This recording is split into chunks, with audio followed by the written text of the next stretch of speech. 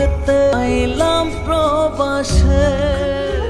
প্রবাস, যেখানে অসুস্থ হলে পাশে নেই মা, স্ত্রী কিংবা সন্তান।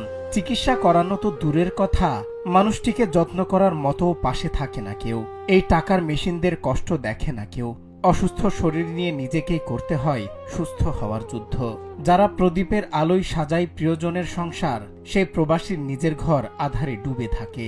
সম্প্রতি তেমনই একটি ভিডিও সামাজিক যোগাযোগ মাধ্যমে ঝড় তুলেছে, যা দেখে চোখের পানি ধরে রাখতে পারেননি অনেকেই।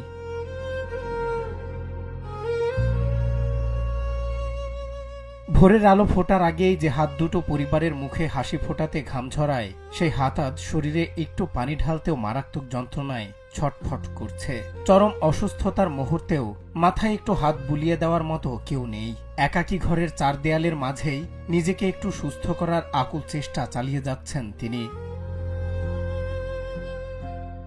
যাদের পাঠানো অর্জিত অর্থ দিয়ে দেশে আপনজনরা সুখে দিন কাটায়, তাদের শারীরিক এই তীব্র যন্ত্রণা দেখার যেন কেউ নেই।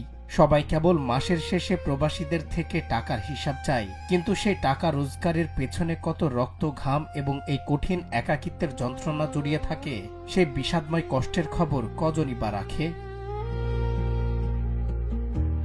দূর পরবাসের এই অন্ধকার ও নির্মম দৃশ্যটি সামাজিক যোগাযোগ মাধ্যমে ছড়িয়ে পড়তেই নেটিজেনদের হৃদয়ে তীব্র নাড়া দেয়। প্রিয়জনদের সুখে রাখার জন্য একজন প্রবাসী কিভাবে নিজের জীবন, স্বাস্থ্য এবং সব সুখ বিসর্জন দিয়ে নিঃসঙ্গভাবে ধুকে ধুকে বেঁচে থাকেন, তা ভিডিওটি আরও একবার প্রমাণ করে দিল।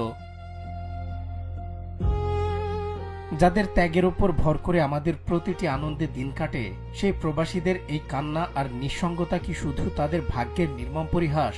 দিন শেষে প্রবাসের এই মানুষগুলোর নিঃস্বার্থ কষ্টের মূল্য কি আমরা আদৌ কখনো দিতে পারব? সজল বিশ্বাস, বাংলা টিভি।